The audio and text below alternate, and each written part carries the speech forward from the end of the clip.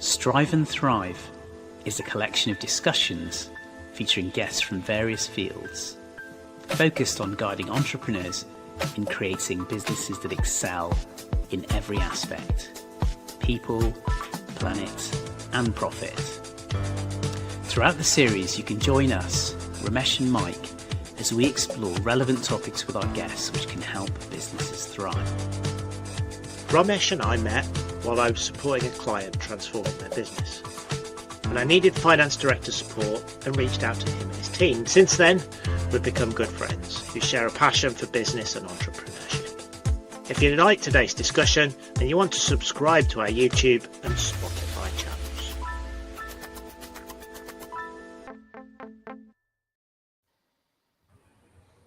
Hi everyone, welcome to our latest episode of Strive and Thrive, and I'd like to welcome on the show today José. Welcome, José. Thank you for the invitation. Glad to be here. Brilliant. So José is our first overseas guest, and he is dialing in today from Ecuador, where it's very early in the morning. I've known José actually now for a number of years. He worked with one of my team on an environmental project when he was at the University of Bristol, which we worked out earlier. It was about 3 years ago now, so time flies. He's really good friends with Rose Sharon, who's one of the Strive and Thrive team. So thank you very much for joining us. So how are you doing today? And do you want to give us a quick overview of your business, José, and we'll build off from there? Sure. Thanks for the invitation. Glad to be here. Well, International Learning, it's educational consultancy firm. We basically support students with the ambition of doing their master's or undergraduate degree abroad. And we help them to match with the right option of studies and destination, not only for doing and studying and learning, but also for their future possibility of work. We have been doing this for 10 years here in Ecuador, but we have worked with students from all around the region. So yeah, you're an Ecuador-based company, but you work with people regionally. Whereabouts do you operate, José? Well, the base is here, the team is here in Ecuador, but we have reached in Colombia, we have students from Peru, we have students from Bolivia, we have students from Mexico. Basically, all those 3 countries, we receive a lot of students. Okay, great.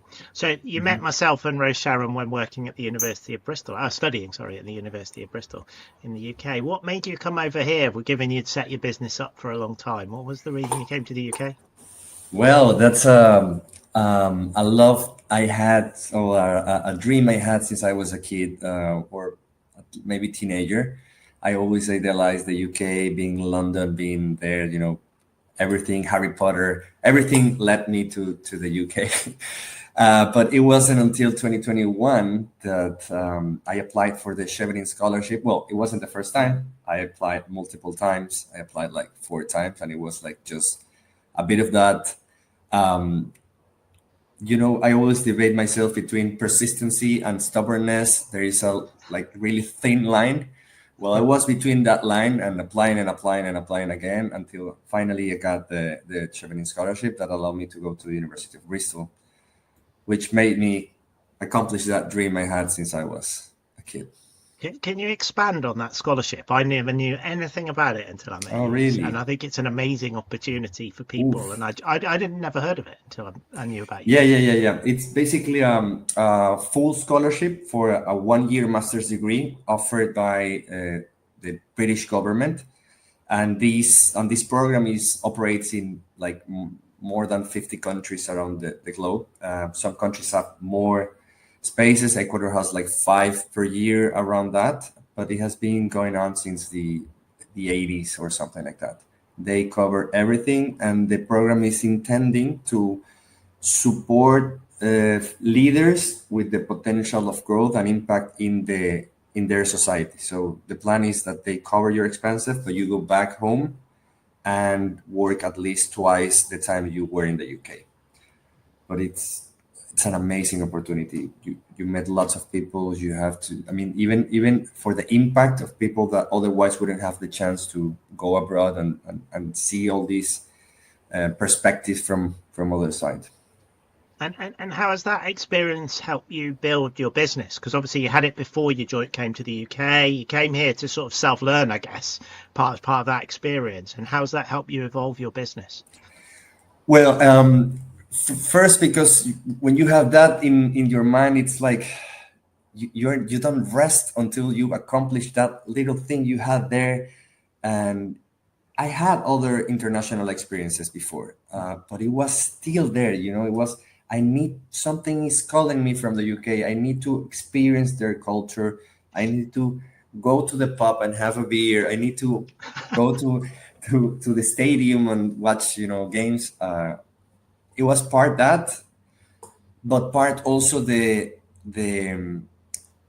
how do you say, the preparation or the theoretical learning for the innovation part of it. I studied business administration and then started my business maybe 12 years ago, 10 years ago, but never learned the innovation part of it. And that was something I was willing to acquire, like, academically. How have you taken, and have you, I'm trying to find the right question. How have you taken those skills that you learned in the UK and how have they helped you build on your business? A lot, Mike, a lot. And sometimes it's difficult to, bring down that theory and apply that in your reality, right? I think that's one of the challenges every entrepreneur has. Like, yeah, you learn, but then how do I do this? But I think the mix of the program was great because we had theory and practice. Rose Sharon was a great team member. She put me back on earth every time I was dreaming with crazy ideas. So it was not only learning in terms of like how to research. We in Latin America sometimes do more or start doing before doing the right research or documenting ourselves well before starting. We are more like spontaneous, go and do, which is great for, I don't know, some lean startup, but you still need a starting point where you put your feet on earth and before wasting resources, you analyze the environment, the situation, and everything. And I think these systematic thinking or systemic thinking, I think is the right term, helped me a lot for everything, not only for my business, but for future projects.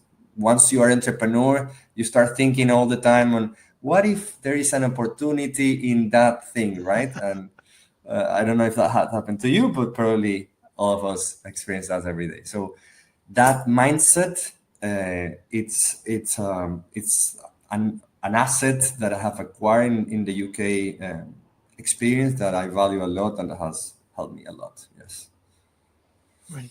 Hi, Jose. It's lovely to meet you. My pleasure, Romesh.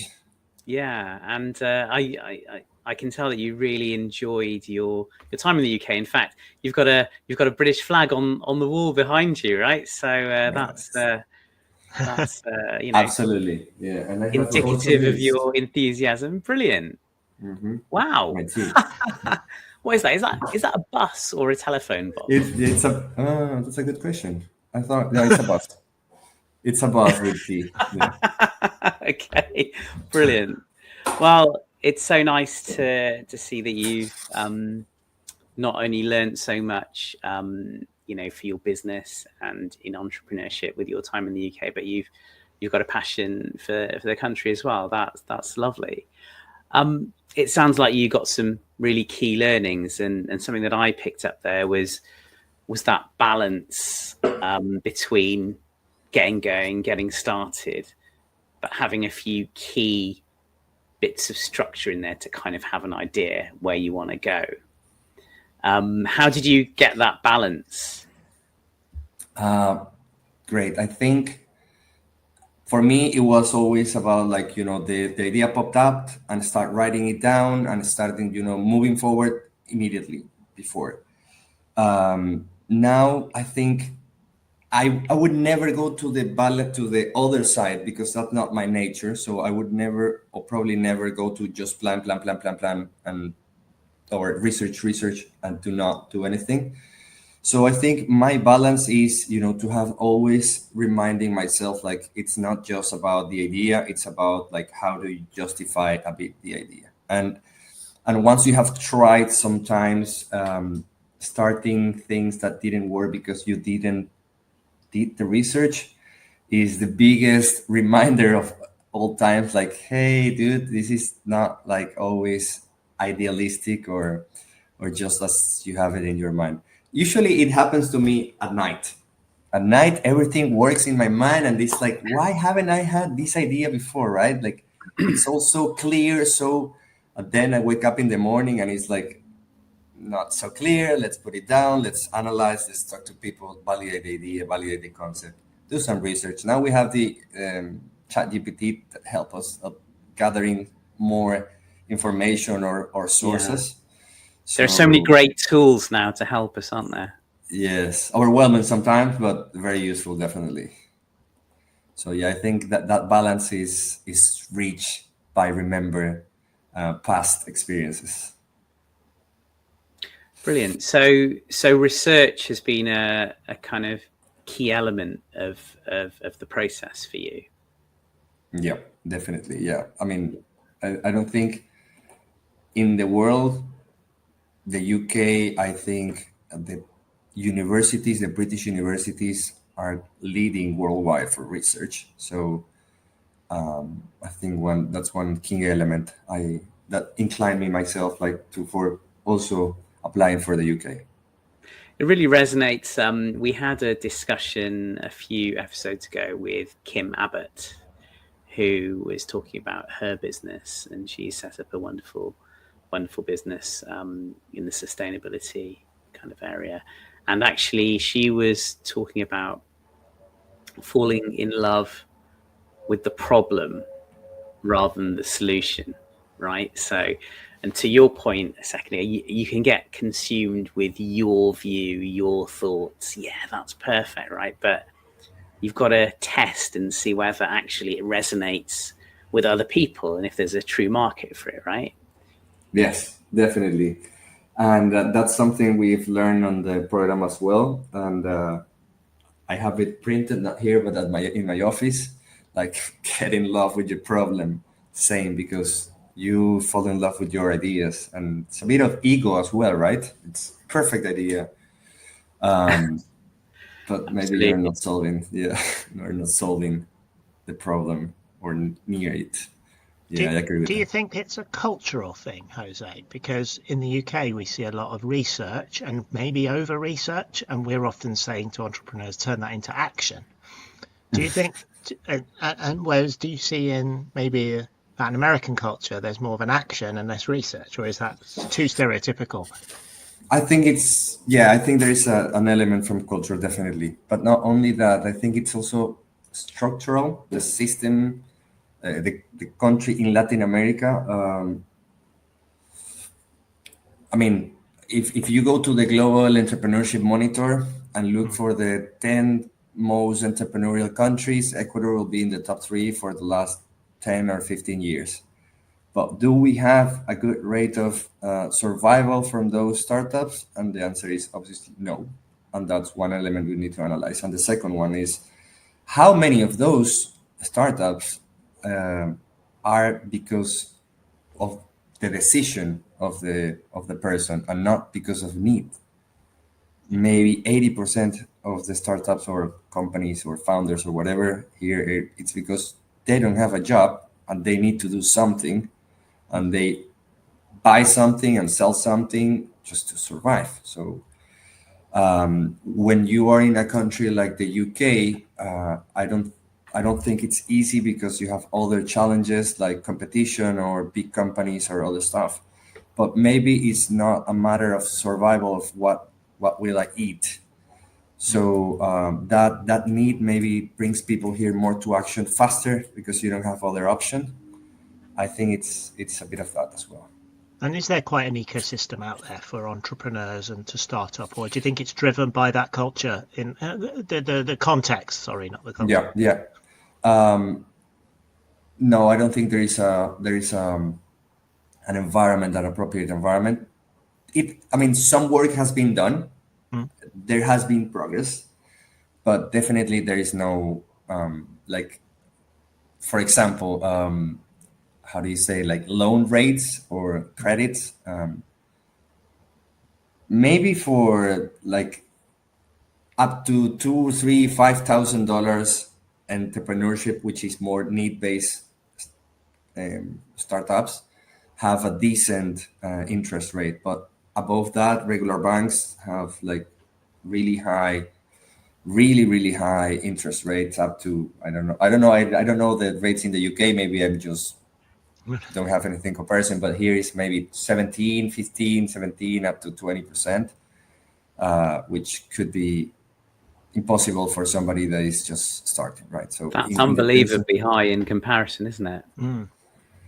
yeah, so just to mention one of the elements, right? You need also other kind of structure, communication, etc. Education, access to higher education in here might be 50% the most. Last time I checked stats, there were like 45, 43% of people willing to study a degree not having the chance to access higher education. So there's a lot of structural problems that don't make it easy as well.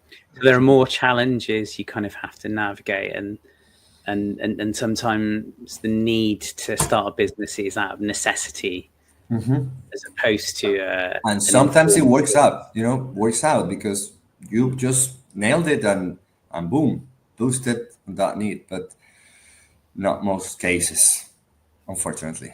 Yeah. So it sounds like you got an awful lot from the course that you did in the UK, and probably informed, some of your product offering now. It's obviously really relevant. You talked about the importance of research, and what that was one of your key takeaways. If you had to give a couple of the really high level key learnings that have really changed your outlook on being an entrepreneur, what would you say they are?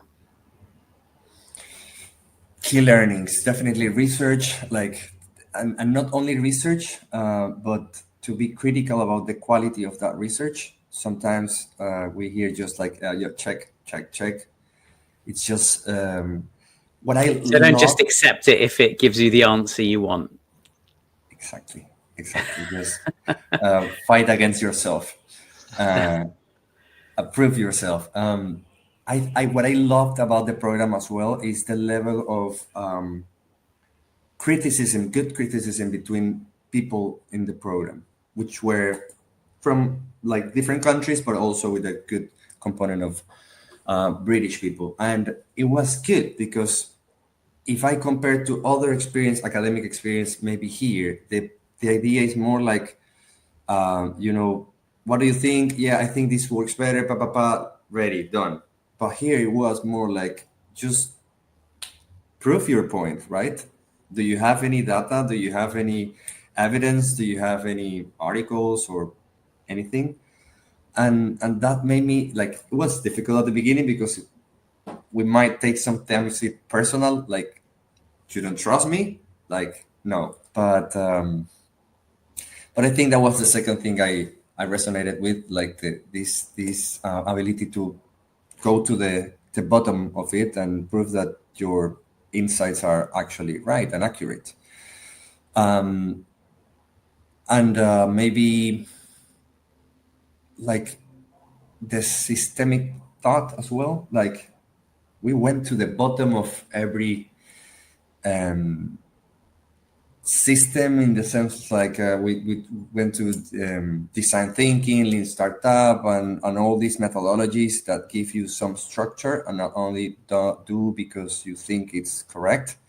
And Sharon, again, you're listening to this, thank you for that, because she was always bringing this back, and as we say here in Latin America, we don't start being like a monkey with a gun, right? Just shooting everywhere. It was like just setting the goal and pointing it out.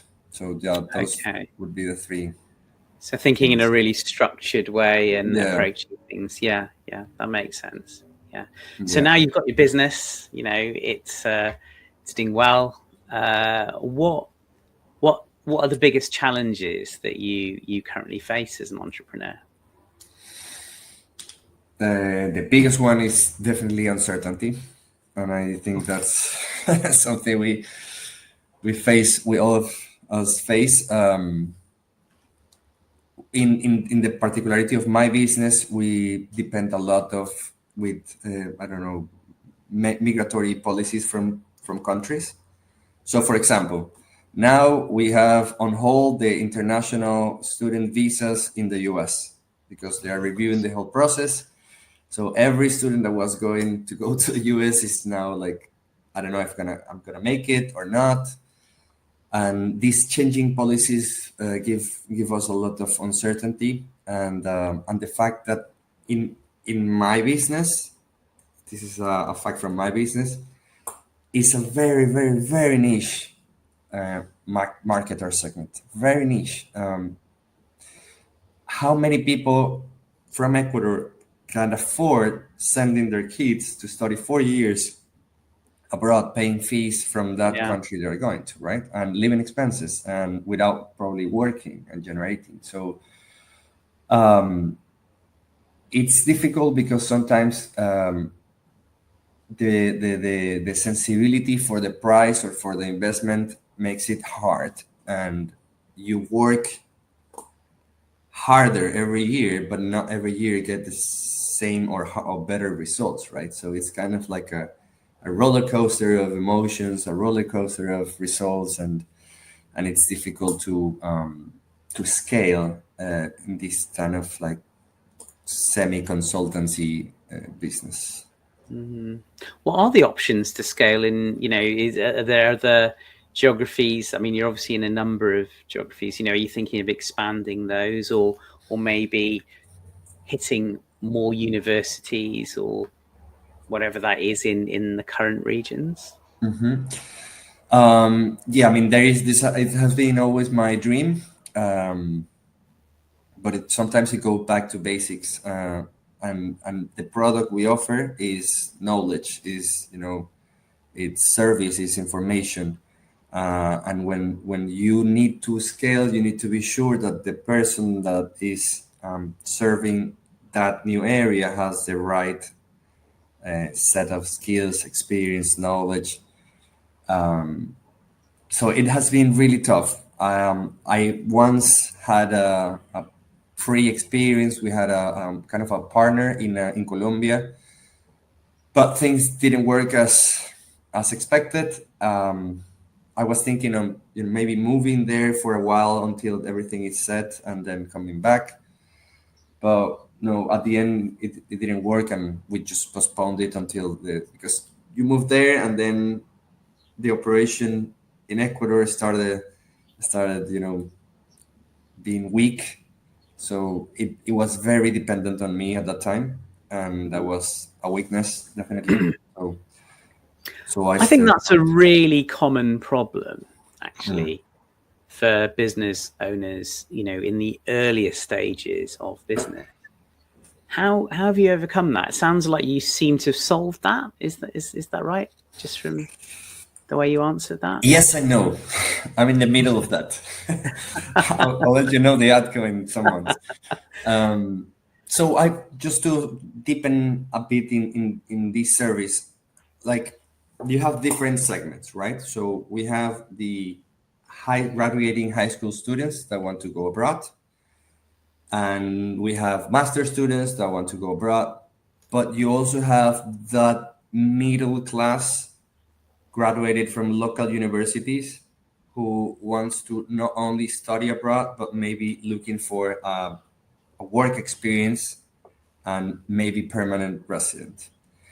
So the skills or the knowledge that you need to provide to these different groups, it's key, because the talent you need to get in your company, like to acquire for your company, needs to be aligned. So sometimes the person that that serves this group is not the right one for this other, and vice versa, right? So I was trying that. The same counselor that I trained for months could serve both. At some point, like they could, but it's not right fit. So I'm trying to just focus on one of the two segments, the one where my team is more prepared for. More adept, more experience. Yes, more experience, and then try to find something else for these other segments. As it's a niche and it's a very particular business, you need to test first, right? Before just hiring and hiring and hiring. And because the sales cycle is so long, somebody doesn't buy you let's go for studies 4 years in after the first meeting, right? You need to be there and you need to answer emails and meet again and blah blah blah blah blah. So it's difficult to have harmony between these two segments. And it's not going to be just about the knowledge either, right? They need the right personality to connect with the customer. That's the most difficult for me. That's the most difficult part not for myself, but to transmit and teach my team, because you need to be knowledgeable about the academic system. You need to be great person to have a report and connect with the client needs, but you need as well to be a good seller, to be able to close the deal, and you need to be structured to follow up and don't leave this client to leave. So it's a difficult set of skills that you have to between find in a person and develop in that person, if that makes sense. And how much time do you? We often talk about working in your business and working on your business. Working in it, you're running it and doing what you got to do. On it, you're thinking about, right, I've got to restructure, think about next steps. How have you found your own experience evolving and thinking in that kind of in and on sort of structure? I would say the first 8 years or the first 7 years was in it, all of it, doing everything. But you always know that you have to be on it. But the question is how, right? How to live this never-ending circle. The master's degree was before and after for me as well, right? I wanted to, by force, be out of it and start, delegating as much as possible. It was tough. It was horrible. But it was kind of like an exercise I needed to do. I would say today I would love to be 80% on it, 20% in it, but that's not the reality at the moment. I would say I'm 50-50, which I think for now it's okay. For me, that's still a pretty good ratio of yeah, me too. I think you've done really well there. It's the perennial struggle, isn't it? It's a struggle, definitely. Yeah. And what do you think about productization and evolving your business completely, right? So are you thinking of growing it so it's bigger, or are you thinking of turning it as an entrepreneur often does, or are you going to look at new ideas? Where's the kind of Jose when he's on his business thinking about? Yeah, I think that has been my obsession, trying to maybe have a product, something that I could I can give him more certainty and stability, and something that it doesn't depend 100% on a person, on the service, so that we can have this another leg. We're working on a platform. We're working on a system in collaboration with high schools to support the vocational orientation and support the match with programs to facilitate that. That's my priority number one, apart from assuring the sustainability of the current operation. But that will be where my energy is going to develop, right? Yes. It's interesting. It's always that challenge, right? Especially when you're running a service business. Lots of service businesses want to build products. Product businesses want to move to services. Consulting businesses want to do product and services. It's like that kind of navigation is such an interesting journey and an experience for founders. And I think that how people and experience that. What's your view with the companies you work with, Romesh, on that kind of desire to need to pivot actually, but to do it really safely? It's difficult, isn't it? Yeah, you're taking it's risk, isn't it? And it's assessing if you're well placed to take on that risk. Because I guess you don't want to overextend, do you? You want to make sure the core business is working well, is profitable, has got enough safety in there for you to kind of keep going if the new element of the business doesn't work, right? Because I think something that we've talked about recently, is kind of experimenting, trying new things out, and the great thing about doing that, the great benefits, but that can also be a distraction, can't it? So it's getting that balance right, and I think for me, it's making sure the core business is stable, is well set, can keep its own momentum going, while the focus then quickly changes for a while onto the new element. So there's a number of factors involved, aren't there, really? Mike, you must have seen that quite a bit, with the businesses you've helped.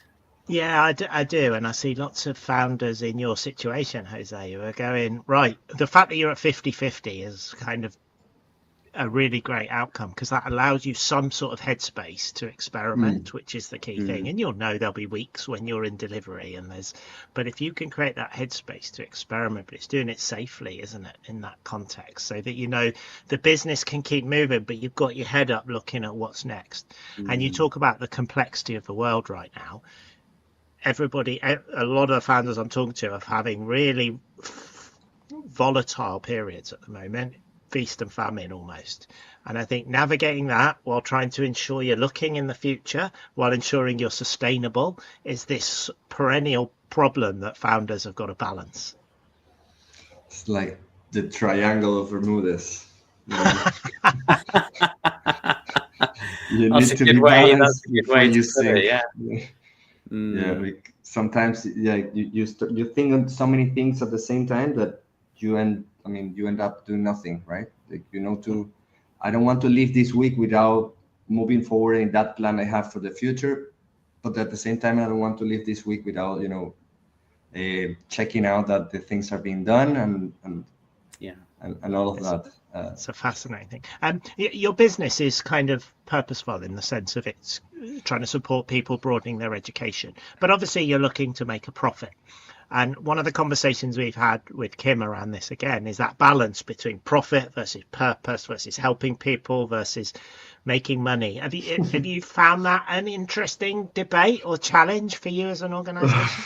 Yes, like all the time. I don't know why I keep doing this. Every other month I like sit down and say, like, is this like, am I accomplish my purpose, like, really, or is it like just some justification for my mental peace or stuff? And on the other side as well, like, is this purpose just like moving me too far from making profit?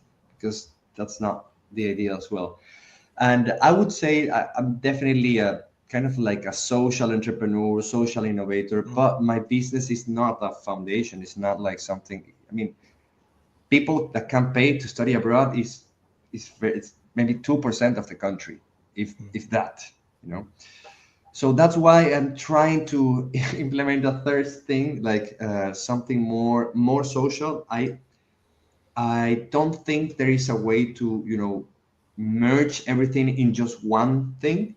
But for example, the platform that I was mentioning minutes ago could have the potential to expand to become a social thing as well, as at the same time as for profitable product or service. I'm always thinking on like how to make big impact, but at the same time, don't sacrifice my well-being and profit as well. So And do you think that's an important part of people working in the social space, which is sort of where you're touching on, to really navigate that? You've got to be sustainable and profitable while also holding that purpose, because they do butt up against each other, and you've got to psychologically and organizationally manage that. definitely, I was last year. I applied for. I don't know if you heard, but this is a program from the Department of State of the U.S. called YLI.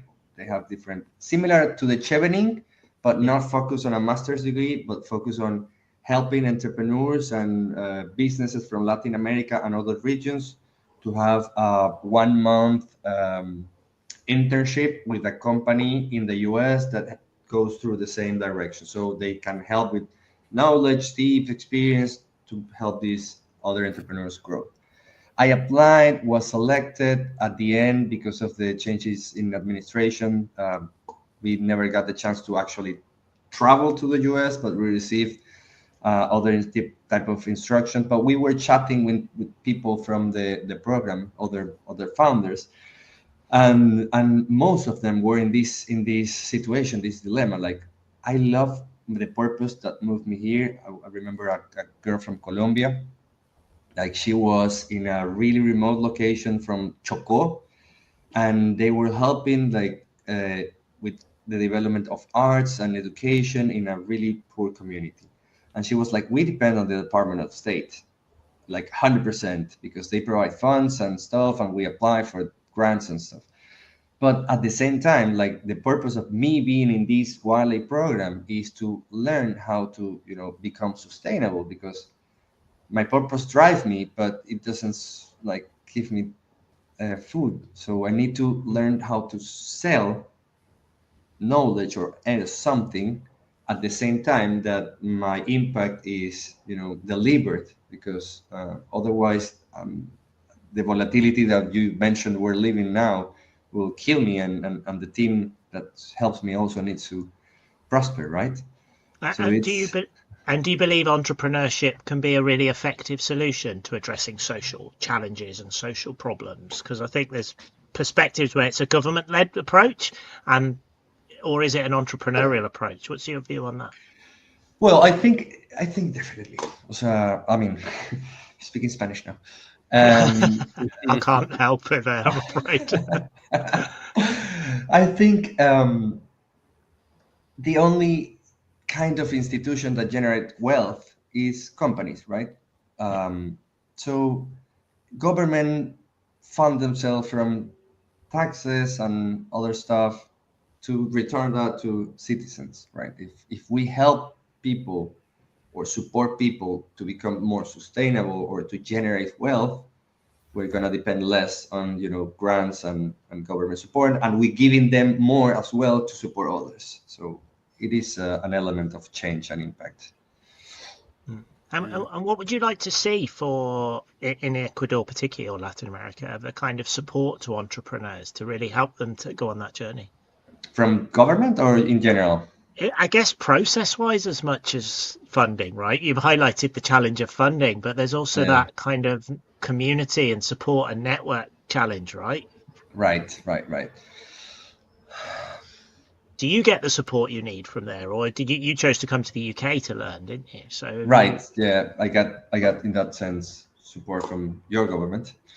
Um, I think people we're struggling with stuff like security. yeah, So I think people is more focused now on, like, honestly, first have the tranquility and the mental peace that they're not going to be robbed or any other dangerous situation. That's the number one main problem. And then, like, it's kind of these weak problems, right? Because if you're not healthy, you cannot work. If you can work but you don't have education, you're going to be bad paid, and things are. So it's kind of like not one solution for everything. But if I and those are key elements for start for and founders as well. So if I have to say one thing from my perspective, coming from the educational sector, I would say increasing access to higher education, because you can, I mean, if you see it from a productive way, you can generate more wealth with a person that has higher knowledge. But then there is not enough, jobs opportunities as well. So it's kind of It's like, balance, isn't it? it's balance. Yeah. It's interesting. I think in the UK, probably in the last 20, 30 years, the number of people going to universities has increased massively, which in many ways is a great thing. But what that's led to is maybe a shortage in the vocational industries. Mm-hmm. For example, a skilled job like being a plumber or a carpenter. There's been a kind of, academics are the way forwards, and I think it's providing a blend. And to your point, something you said in just now, which I thought was really interesting, might slightly challenge it. See what you think about this. Yeah. But I thought, your point about governments, their support, completely agree, and businesses being wealth generating, I absolutely get that. But what I would say is, in addition to, I think governments are key to this, actually, because businesses cannot operate in an environment which isn't safe, Mm-hmm. which doesn't have stability, Mm-hmm. which doesn't have a population which has skills and education, and businesses tap into that. Mm-hmm. And for me, I think sometimes there's an underappreciation of a well-run society has to have a strong government that's focused on providing those pillars from which businesses can then generate that wealth. Do you see what I mean? So I see it as a kind of partnership in many ways. Absolutely. Yeah. 100%. Yeah, I agree with you. Yeah. The thing is that what's first, right? The egg or the chicken? I don't know if you have that in English. Yep. Yeah. We do. It's a good point. And something else that you said, which really interested me and totally resonates, is, on the people, planet, profit, Mm-hmm. getting that balance right. Listen, I'm a finance director, right? So I'm going to have a slightly skewed viewed on this, but I'm not all about profit. Profit as a sole driver, I don't think is a good thing for society, for business, per se. But I think you've got to get that balance right, because it's the profitability, then, to use your words, the ability to pay for your food and shelter that enables you to do the great things that you want to do if you have a purpose-led organization. So I think having that passion for purpose, whatever it might be, is really admirable, but it needs to be augmented with some serious kind of business thinking to make it viable. Would you say that's fair? As well. Yeah, I think we agree on that. Yeah. I was thinking on the government thing that you mentioned, and the thing is that I honestly think that if anyone would have the solution to just turn off this security problem in 1 minute, in 1 day, in 1 year, they would have done it, because it's not good for anyone, right? So it's a structural problem that is so difficult to manage, and that it goes beyond the willingness or the will of a person and a group, that is affecting us so much. It's their responsibility. It's their reason to be there, right? Why there is a government or a state if they cannot provide service back? They're charging taxes. But moving from the idea to the results might take time, and there's no perfect system for this, right? no, of course. Yeah. But what I mean is, like, and within this period of time, where hopefully we get the results we expect, companies need to still move on, regardless if they don't receive the expected context. They need to figure out like how to adapt, how to survive, and founders need to start up and find things on their own. Like we are in our own, and meanwhile we need to find out what can we do. And what does that mean for Jose? What's your view? You're obviously building your business in what is quite a difficult context at the moment, a difficult situation in your country. What's your view? Would you obviously want to make a sustainable business there? You want to survive. Is it still motivating you to run your business and grow it and take it to new places, or are you thinking, I've got to find my way out, work in a different context? How's that affecting you as a plan when you're thinking about being on your business? It's a good question. That reminds me football, because it's like when you are in the league, and you're doing well, winning, and then you start like losing one, losing twice, losing three times, and you think we know do something right. We know like maybe the coach is not the right one, the players, we need new players, we need to make changes to survive, and then suddenly you start winning again, and you didn't do any changes. And if you watch it in perspective, you said like you just lost 3 out of like 24, and you were thinking and erasing everything and change, right? So of course, when bad things happen and when you start seeing challenges, I like emotions bring you the idea like this is not working, like you need to analyze this. I try to be as cold as possible for a while until you like analyze deeply if this is viable or not, while at the same time, because you mentioned profitability and purpose, right? So you need to see if you need to separate them and find something profitable and then do something purposeful in other type of things, and that's always on the table. But my method in this very uncertain and weird situation we live in this country is just not taking decisions after the first challenge, because this keeps coming, right? And you have a really horrible Sunday where the news just bombed you, and then 2 weeks after you have really good news, and then so on and so forth. So it's kind of like looking at it with a cold mind and try to not be alarmist, or if that's a word. Really good.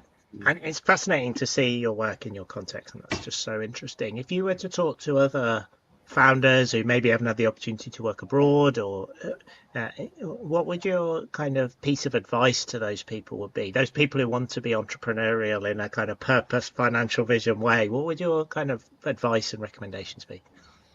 I would go to just replicate Steve Jobs' message, right? You were saying it. Find a purpose. Find something that drives you, because that's the only thing that will keep you there when everything else is wrong.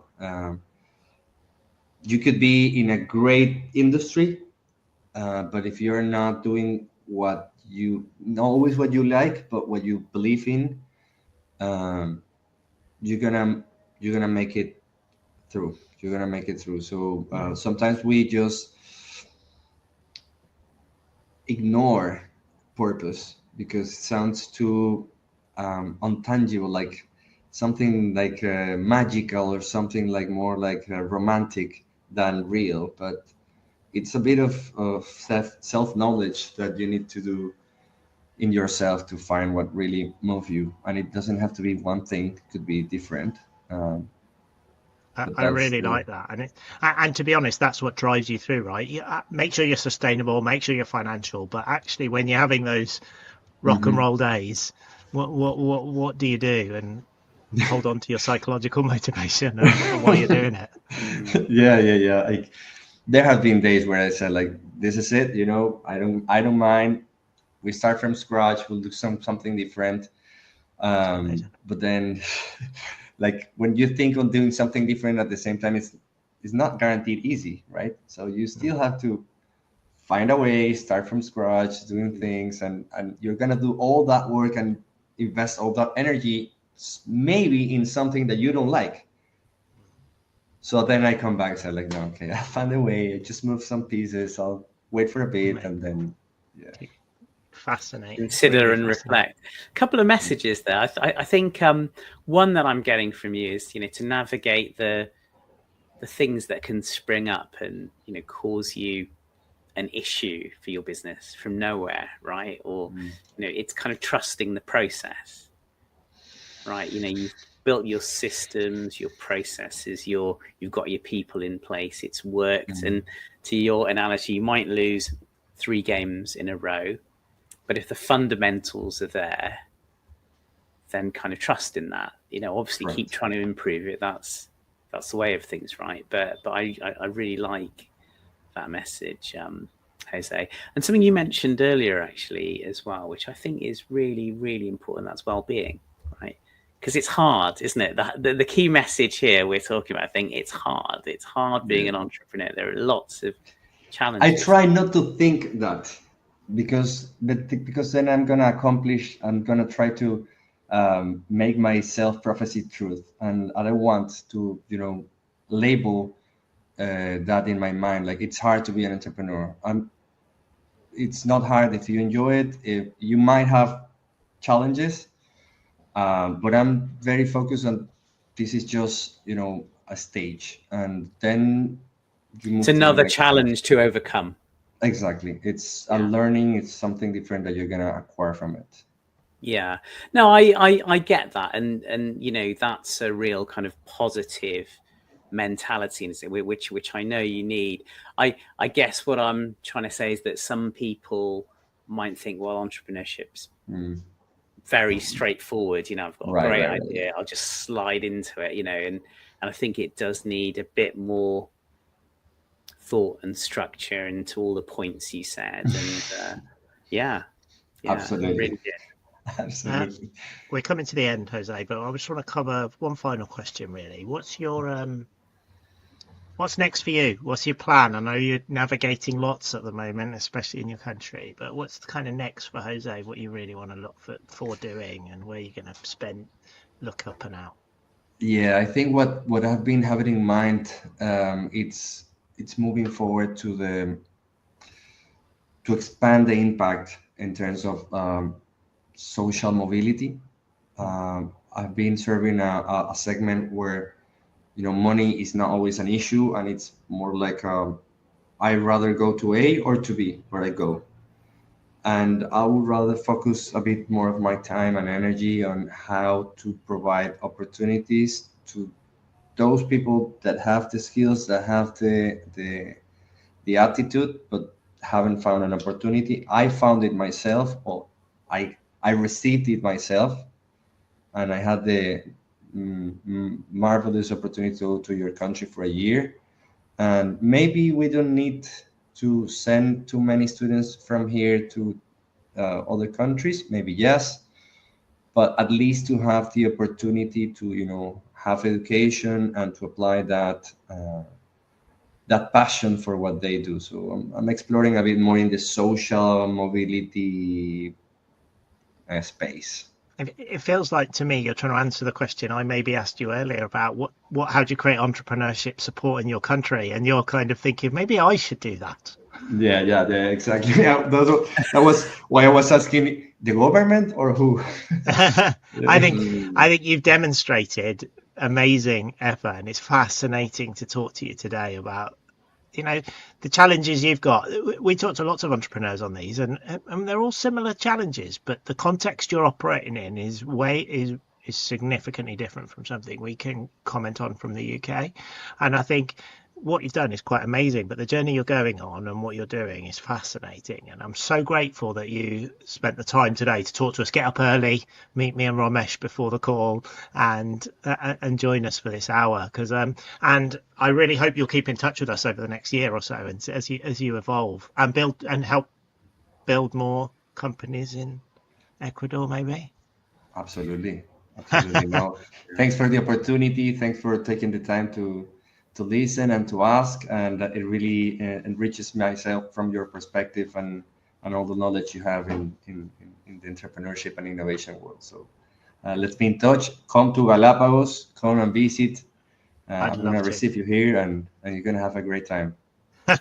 We'll have to take you up on that, Jose, for sure. But listen, I just want to echo what Mike said. It's been a fascinating discussion. I think you've got so many interesting things to say. I really enjoyed it. Lots of insightful things. Very well done. And keep going. And yeah, looking forward to hearing more good news and hearing more about your progress. And yeah, brilliant to have you. Amazing. Thanks so much, Romesh. A pleasure meeting you too. Good. Thank you, everyone, very much for listening and watching. I hope you enjoyed this discussion as much as we have. That was really great. Thank you again, Jose. So Strive and Thrive is our regular series of discussions for entrepreneurs and business leaders. We have lots of interesting guests over the next few months, so keep in touch. We'll be sharing more and more information on social media. If you enjoyed our episode, we'd be super grateful if you'd like to follow us on LinkedIn, YouTube, Apple, Spotify, wherever you get your content from. Thank you very much for the time and look forward to the next episode.